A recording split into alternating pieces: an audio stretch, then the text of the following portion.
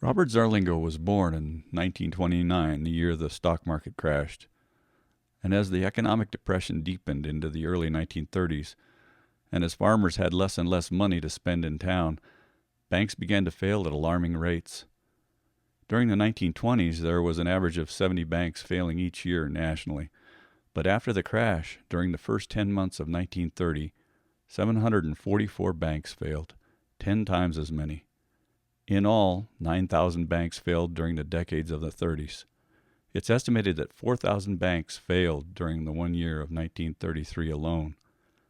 By 1933, depositors saw $140 billion disappear through bank failures.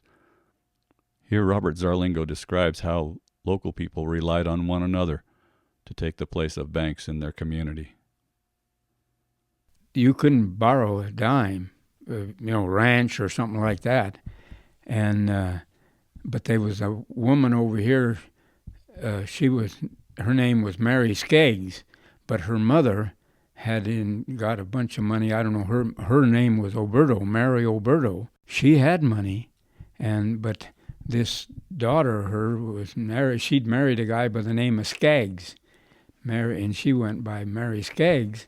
And but anyway, she had started loaning money, and the reason I got that clear in my mind is because Dad was on the Farmers Irrigation Board at I forget now what year it was, but they'd had some cloudbursts, and they had to get some money to build some overshots and stuff on that ditch.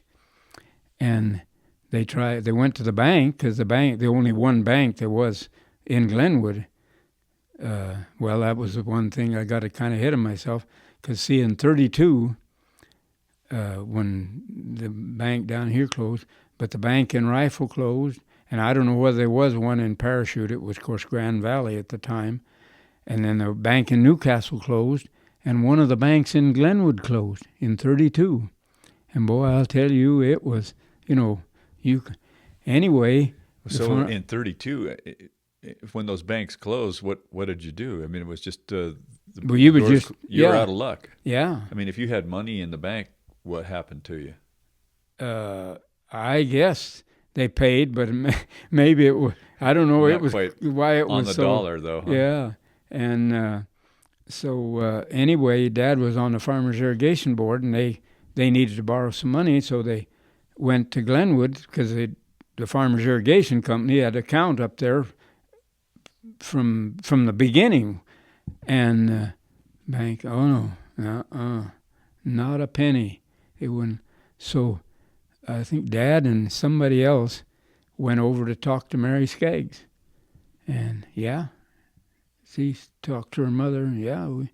And of course they knew Dad and other people around. 10%.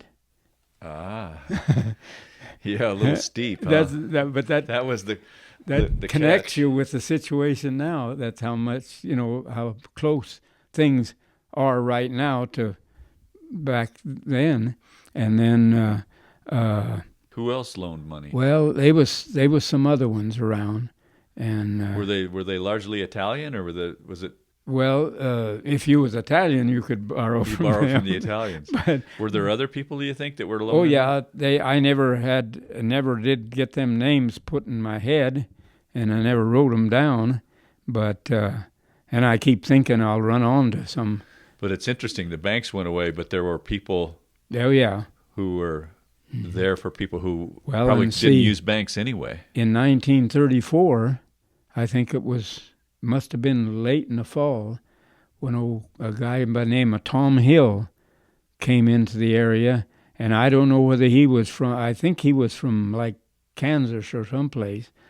I don't know whether he had a bank over there or he run a bank over there, but anyway, he got.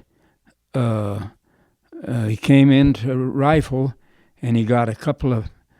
That brings back your question.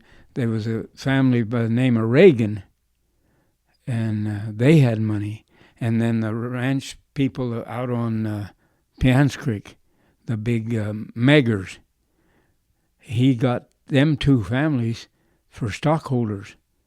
and maybe he had another one or other. Anyway, he got a charter for a bank, and First National Bank in Rifle.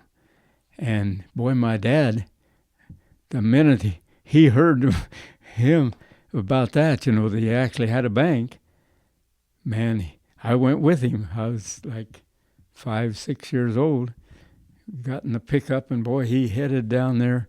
Now, why was he so excited that there was going to be a bank there? I mean, after he, not being able to buy anything, he knew or a guy get anything across from the river that had a bunch of yearling ewes that he wanted to sell. And because Dad needed to fill his the permit. He was probably, 200 or 300 head short for the 625. And so if you didn't run a full permit, do you lose in the 34? Permit? No. Okay. No.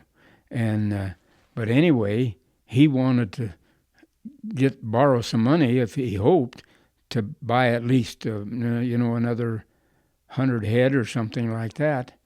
And he went down and it went right in, told Tom, and of course it didn't take long, even me at that age, he was a banker, and that was the only banker. There wasn't anything going to go through that bank that it wasn't. He sat right there on that desk. And he was going to make sure it was successful. Huh? Everything, yeah. He didn't want no more bank closing, And what kind of interest was he going to charge this new bank? It was about, I think, 6 or 8%, but it wasn't. Which beat the 10% that was. Yeah, and some of them were getting 12%. I learned later on that people that had, like the Magers and the Reagans and stuff like that, them people, of course, they were more educated people, and they had, they'd had money for a long time, Well, the Depression hit people pretty hard. How did it hit your family? I mean, you couldn't borrow money. Well, yeah.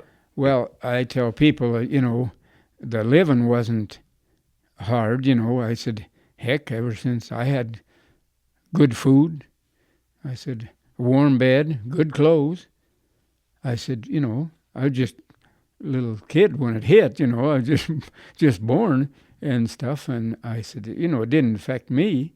Of course, on a ranch, everybody had a milk cow or two and chickens and had good feed. And then, of course, my dad and his older brother, if they didn't have any meat, they went out and got some, That uncle of mine, God dang, he poached more buckskin and elk than. Is that Uncle Louie? Yeah, you knew about him.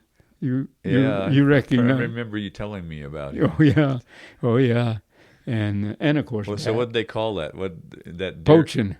Yeah, there was a poacher. But it was government beef, wasn't it? Yeah. Oh yeah. Well, they always called the. They said that when they started having seasons, why they called the poaching was farmer season. It was open year round, but they was always careful. They knew what good meat was. And they'd never shoot a doe that had a fawn or she was going to have a fawn or anything. And of course, they wouldn't shoot them bucks. Mainly it was about the 4th of July. Them old bucks would start getting that red-looking color to their hair, and then they knew they was putting on fat. So then it was open game then, open season. That was Robert Zarlingo describing how local people got by during those hard scrabble times of the 1930s.